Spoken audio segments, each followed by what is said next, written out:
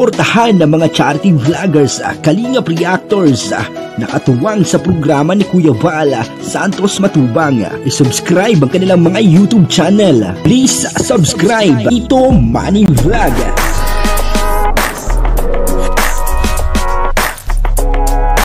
Magandang umaga, magandang tanghali at magandang gabi sa inyong lahat mga kapatid.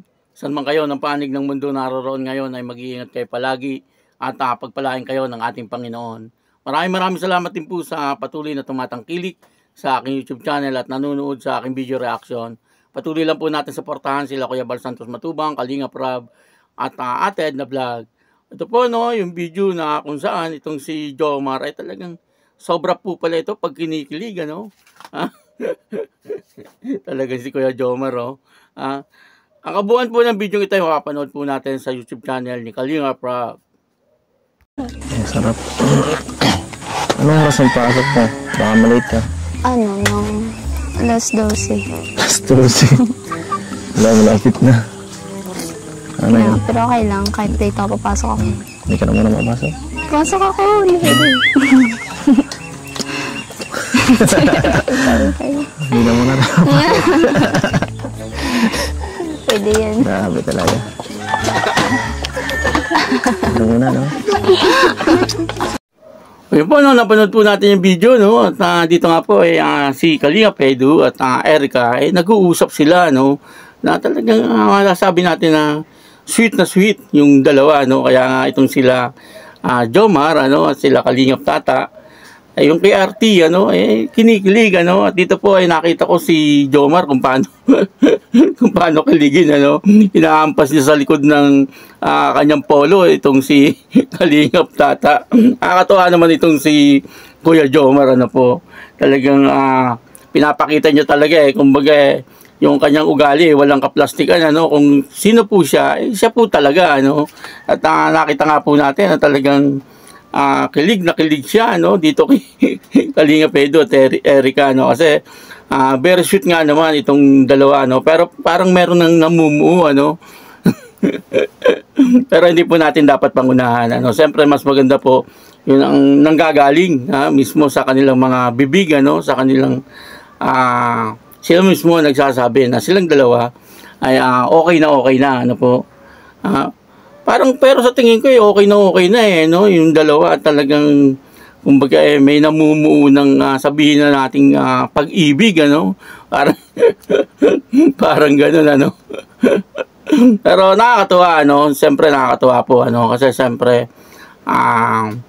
binata naman po itong si Kalingap Edu at dalaga naman po itong si Erica, kung sakaling silang dalawa ay magkakatuluyan, wala naman pong masama doon at wala naman pong problema, kasi basta ang importante, nagmamahalan po sila, kumbaga dati teleserye lang, baka po mauwi sa totoong buhay, pwedeng mangyari po yun, siyempre lagi po silang magkakasama, at yun na nga po, siyempre yung nadidevelop po yung bawat isa at maaaring dito meron ng namumuong pagmamahalan, na hindi lang sinasabi, pero hindi pa rin po natin dapat pangunahan, kasi sa ngayon teleserye pa lang po ang nangyayari, mas maganda yung sinasabi nila sa totoong buhay, kaming dalawa na, yung mismo sa kanilang dalawa manggagaling, po, mahirap naman yung papangunahan natin sila, tapos hindi naman pala, siyempre tayo po ay reactor, at ang dapat po ang sinasabi natin ay yung katotohanan, yung talagang nangyayari, po.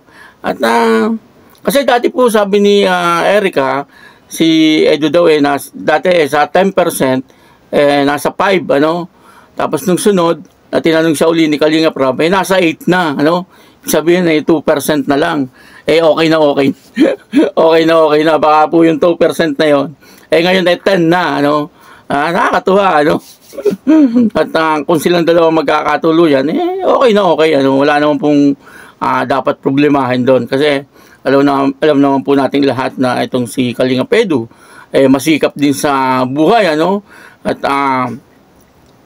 talagang siya po ay mabait din na tao, tulad din po ni Erica, ganun din po si Erica, ano, hindi sila masyado nagkikibo, ano, kahit na nga po minsan ay talagang nababas po sila, ano, pero ganun pa rin, ano, kumbaga tuloy-tuloy lang yung kanilang buhay, ano po. Kaya tayo po siyempre natutuwa, ano, bilang isang kalingap din, kalingap reactor. Ako po ay natutuwa din doon sa nangyayari sa kanila, ano po. At sana, ano, wag na po nating ibas, ano, si Erica at ganoon din po si Kalingap Edu. Ano po, ganoon naman po talaga ang buhay ng tao, ano. May kanya-kanyang patutunguhan, di po ba?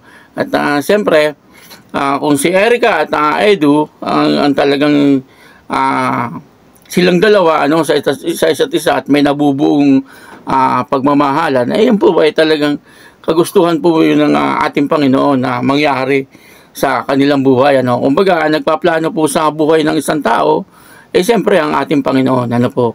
Kaya yun po, ano, maraming salamat po sa inyong lahat. At dito nga po ay nakita natin, ano, na si Kuya Jomar ay talagang kinilig, ano, doon sa dalawa, ano. Kaya Kuya Jomar, sana meron na rin nagpapakilig sa'yo na talagang yung sa'yo rin, ano.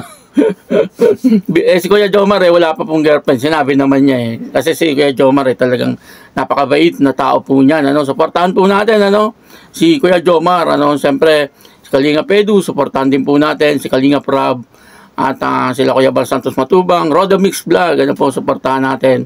Ano din po yung kasamahan ko sa Team Kabaligat, ano, sila Romay Boy, ano po, sila Rosbas Official, Marilyn Cunanan, ano po, at sino pa ba? Lucano OFW, Dang Variety Vlogs, at yung aking kaibigan si Rapido Mix TV, ano po, MSG Channel, nandun din po, at si Sara 5 TV, andun din, ano po, sino pa ba? Baka may nakakalimutan ako, si Victoria Mix TV, ano po, nandun din, pakisuportahan po, ano. Kaya yun po, ano, maraming salamat po sa inyong lahat, at ako po si Tito Manny Vlog na nagsasabing God bless you all, Diyos mabalos.